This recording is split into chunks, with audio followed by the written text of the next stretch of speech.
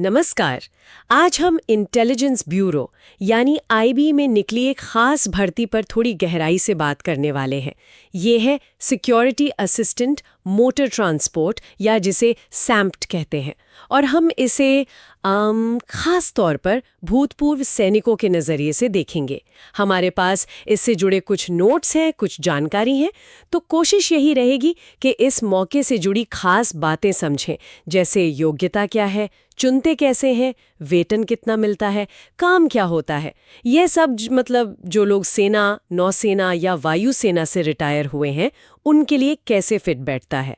तो चलिए शुरू करते हैं। बिल्कुल, ये देखना बहुत ज़रूरी है कि रिटायरमेंट के बाद सरकारी क्षेत्र में उनके लिए क्या मौके हैं, क्या सहूलियतें हैं, और इंटेलिजेंस ब्यूरो जैसी संस्था में ये जो भूमिका है सैम्प्ट की, ये उनके अनुभव, उनकी ज़रूरतों से कितना मेल खाती है। क्योंकि सही जानकारी होगी तभी तो वो सही फैसला ले पाएंगे, है ना? एकदम सही कहा आपने।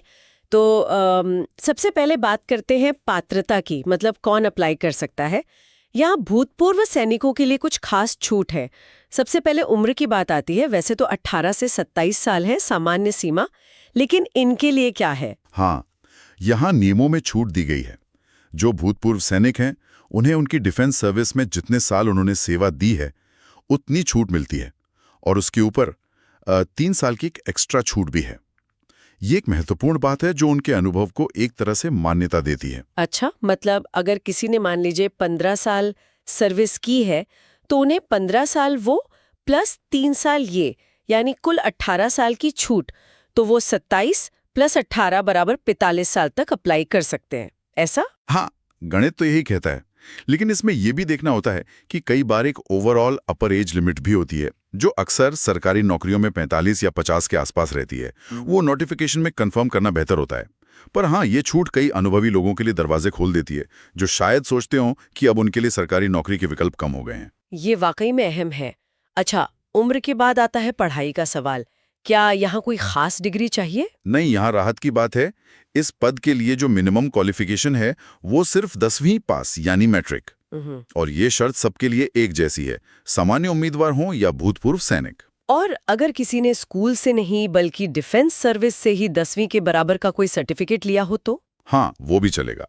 सोर्स में साफ लिखा है कि डिफेंस सर्विस से मिला हुआ 10वीं के बराबर का सर्टिफिकेट पूरी तरह मान्य है। इससे उन लोगों को आसानी होती है जो शायद कम उम्र में ही फोर्स में चले गए थे।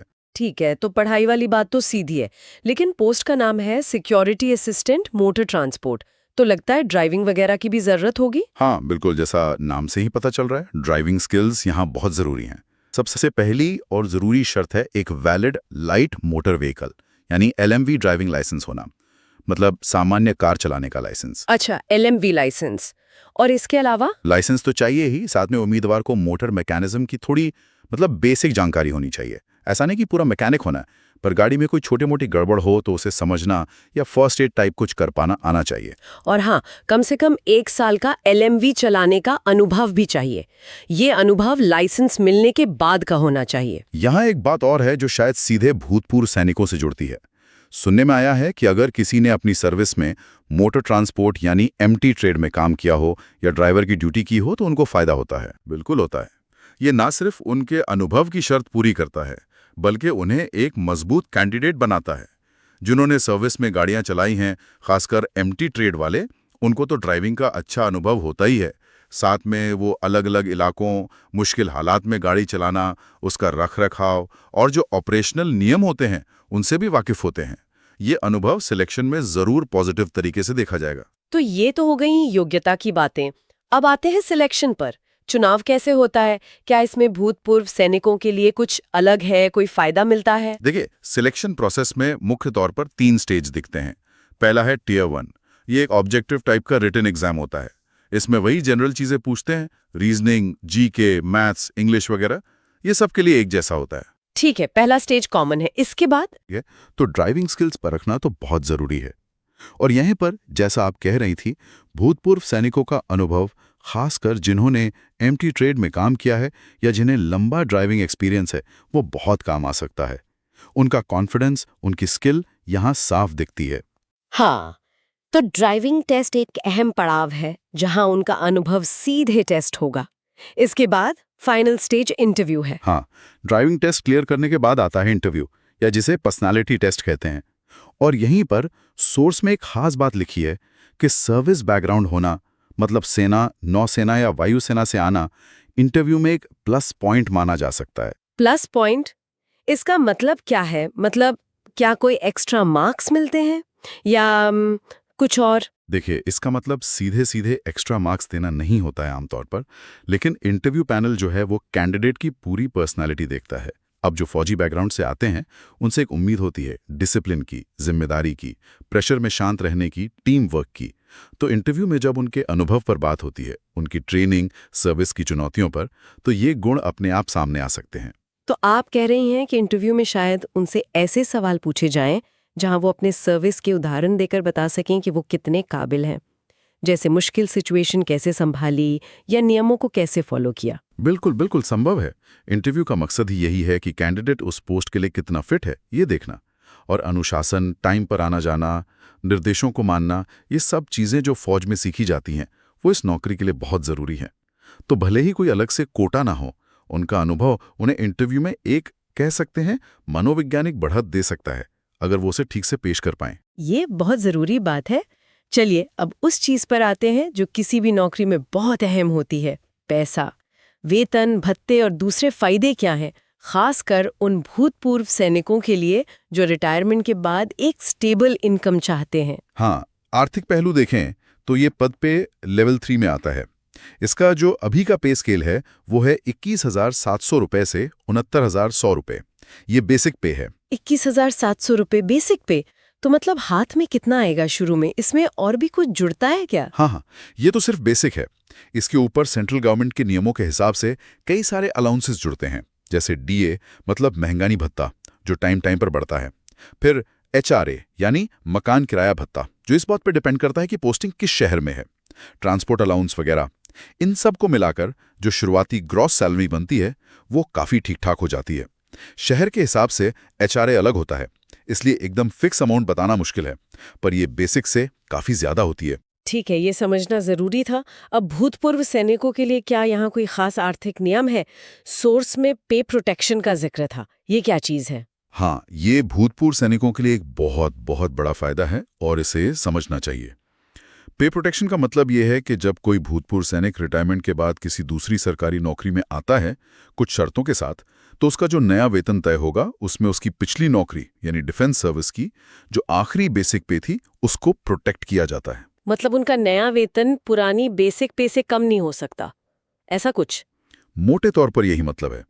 अगर इस नई नौकरी यानी आईबी सैम्ट की जो शुरुआती बेसिक पे है 21,700 रुपए, वो उनकी पुरानी नौकरी की आखिरी बेसिक पे से कम है, तो उनका वेतन इस तरह से फिक्स किया जाएगा कि उन्हें नुकसान ना हो। इसे पे फिक्सेशन के रूल्स के तहत करते हैं।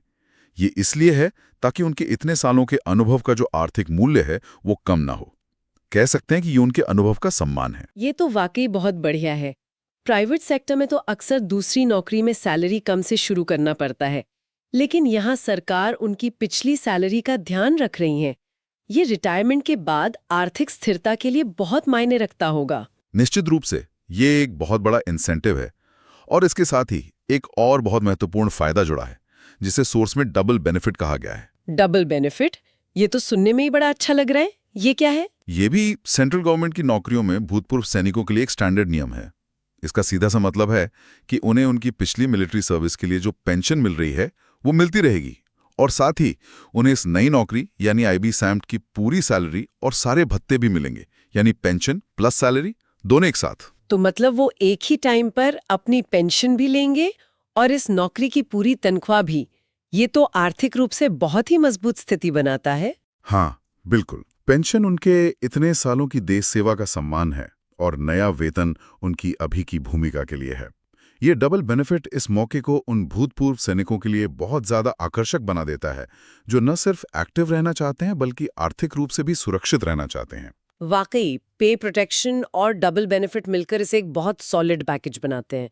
अच्छा, अब ये समझते हैं कि इस सैलरी और फायदे के बदले में काम क्या करना होता है। ये जो सिक्योरिटी असिस्टेंट मोटर ट्रांसपोर्ट की भूमिका है, इसमें जिम्मेदारियां क्या हैं असल में? देखिए, जैसा पोस्ट के नाम से ही साफ है, मुख्य जिम्मेदारी है इंटेलिजेंस ब्यूरो की जो ऑफिशियल गाड़ियां हैं उनको चलाना और उनका रखरखाव करना। इसमें अधिकारियों को मीटिंग के लिए ले जाना, फील्ड ड्यूटी पर ले जाना, कोई ज़रूरी कागज़ या सामान पहुंचाना और ज़रूरत पड़ने पर सीनियर अफसरों के लिए ड्राइवर के तौर पर काम करना, ये सब शामिल हो सकता है। ड्राइविंग अलग अलग हालात में करनी पड़ सकती है, शहर की ट्रैफिक में, हाईवे पर या कभी-कभी थोड़े सेंसिटिव इलाकों में भी। सिर्फ ड्राइविंग ही या और भी कुछ? ड्राइविंग के साथ साथ गाड़ियों का रखरखाव भी एक अहम जिम्मेदारी है। मतलब गाड़ी की रेगुलर सफाई, छोटी मोटी चेकिंग, तेल पानी देखना, सर्विसिंग का रिकॉर्ड रखना, लॉग बुक भरना और ये पक्का करना कि गाड़ी हमेशा चलने की हालत में रहे। वो जो मोटर मैकेनिज्म की बेसिक जानकारी मांगी थी ना, वो यही काम आती है। और ये जो सिक्योरिटी असिस्टेंट वाला हिस्सा है नाम में, उसका क्या मतलब है? क्या कुछ सुरक्षा वाले काम भी करने होते हैं? हाँ, ये भूमिका सिर्फ एक ड्राइवर की नहीं है। इंटेलिजेंस ब्यूरो एक सेंसिटिव ऑर्गेनाइजेशन है, तो हो सकता है कि कुछ सुरक्षा से जुड़े सहायक काम भी करने पड़े, जैसे किसी ऑपरेशन के टाइम ट्रांसपोर्टेशन सपोर्ट देना, गाड़ी और उसमें बैठे लोगों की सेफ्टी का ध्यान रखना, या फील्ड में टीम को दूसरे तरीकों से हेल्प करना। ये इसे एक नॉर्मल ड्राइविंग जॉब से थोड़ा अलग और ज्यादा जिम्मेदारी वाला बनाता है। जानकारी में ये भी कहा गया है कि भूतपूर्व सैनिकों के लिए ये नौकरी काफी प्रबंधनीय यानी मैनेजेबल है। ऐसा क्यों?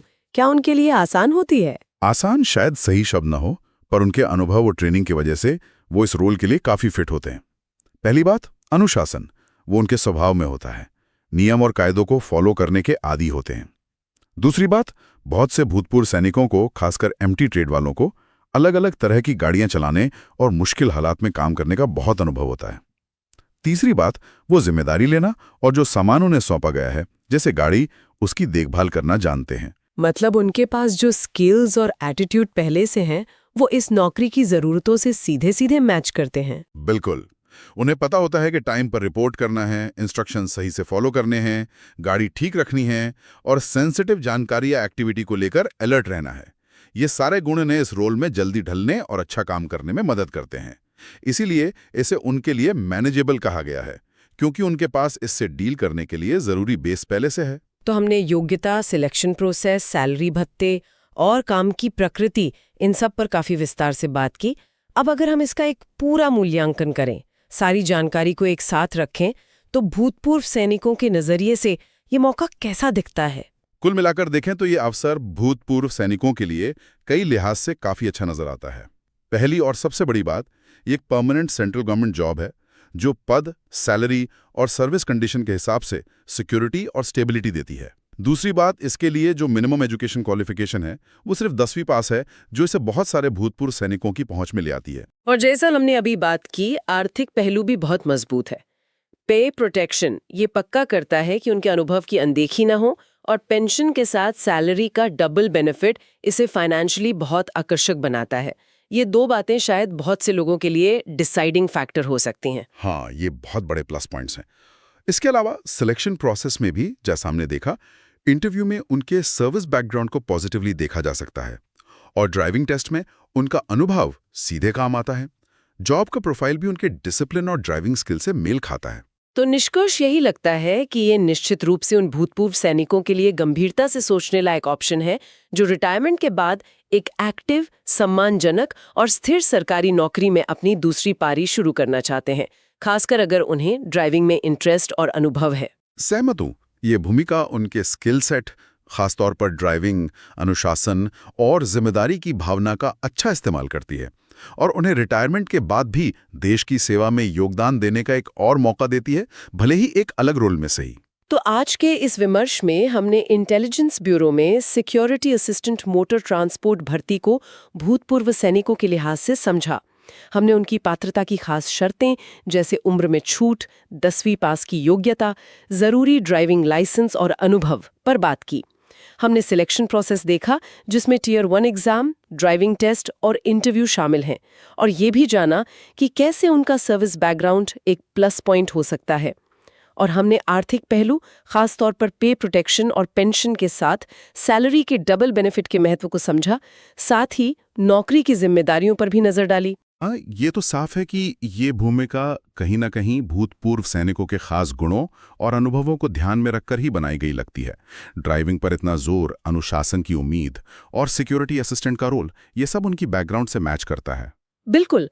और ये सब जानने के बाद एक बड़ा सवाल मन में आता है जिस पे शायद और सोचने की ज़रूरत है कि हम रक्षा सेवाओं से रिटायर होने वाले लोगों के अनुशासन, उनकी खास ट्रेनिंग और उनके इतने तरह के अनुभवों का सिविलियन नौकरियों में, चाहे वो सरकारी हो या प्राइवेट, और कितने बेहतर तरीकों से इस्तेमाल कर सकते हैं। क्या जो अभी व्यवस्थाएं हैं वो उनके इतने बड़े पोटेंशियल का पूरा फायदा उठा पा रही हैं? ये एक ऐसा सवाल है जिस पर आगे भी सोचा जा सकता है।